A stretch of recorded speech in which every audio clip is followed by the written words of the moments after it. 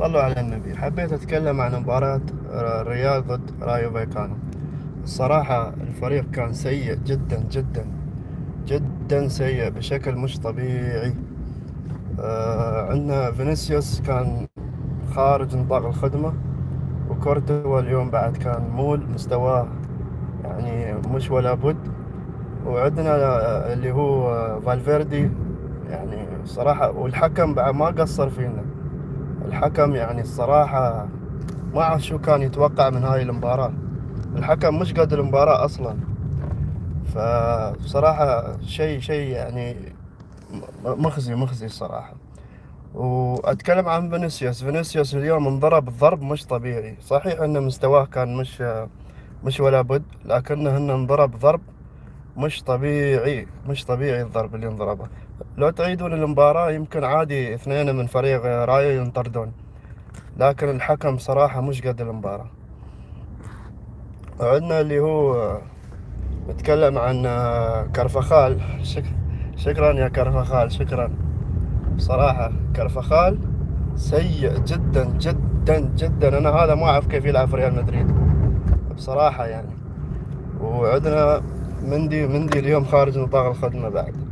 الفريق كامل كان سيء. الوحيد اللي كان يعني يلعب الصراحة بروح أسنسيو. هذا كان الحسن الوحيد اليوم، اسنسيو. باجي نتكلم يعني خارج نطاق الخدمة. ورايو، فريق رايو يلعبون يعني ضرب، لعب ضرب وروح كأنه نهائي على كأس العالم مش دوري يعني. عرفتوا؟ فهذا اللي حصل في المباراة بصراحة باختصار. وحبيت بعد أضيف نقطة، أن كنا مفروض نتعاقد مع مهاجم.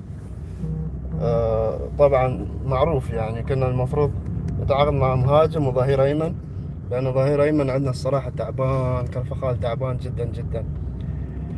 وسامحونا هذا اللايف نسويه في السيارة يعني ونحن نسوق، لكن من الضيقة قلنا ندرج معاكم. عرفتوا؟ وعندنا منو بعد؟ هي بنزيما، الله يهديه. بنزيما يفضل يلعب، يعني يلعب في كأس العالم على ريال مدريد. زين يا بنزيما يا حبيبي، يعني انت لاعب تاخذ راتب على يعني على استغفر الله، حتى خلنا نضيع الكلام. يعني انت تاخذ راتب، زين تاخذ راتب وما تلعب. يعني الصراحة بنزيما، يعني سوري على هاي الكلمة، لكن مش هذا مش احتراف، هذا ما يسمونه احتراف هذا. عرفتوا علي؟ فخبرونا انتم في الكومنتس شو اراكم في حكم المباراة، وخبرونا شو اراكم في المباراة. انا طبعا بالنسبة لي المباراة ككل كانت سيئة جدا جدا جدا. بس هذا اللي كان عندي اليوم. وان شاء الله برشلونة يتعثر في المباريات القادمة. وبرشلونة حاليا هو الاول، فرق نقطتين. هذا كان شيء متوقع يعني، لان نحن ما عندنا لعيبة بدلاء مثل الناس. الوحيد اسنسيو اللي ابدع اليوم صراحة بالنسبة لي يعني. ومودريتش خلاص العمر، يعني صراحة العمر له حكم يعني. عرفتوا علي؟ فخبرونا انتم في الكومنت شو رايكم في المباراة ككل، وشو رايكم في فكرة ان رودريجو يكون مهاجم وهمي. طبعا بنزيما ارد واقول مشكور.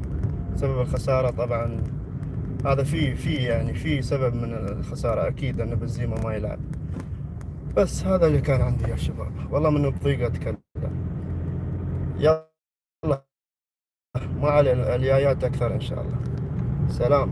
صلوا على النبي دوم وصلوا. لا يعني لا تتركون صلاتكم، هذا أهم شيء. تمام؟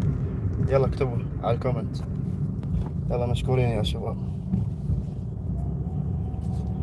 خلونا الحين بس نوصل البيت بالسلامة.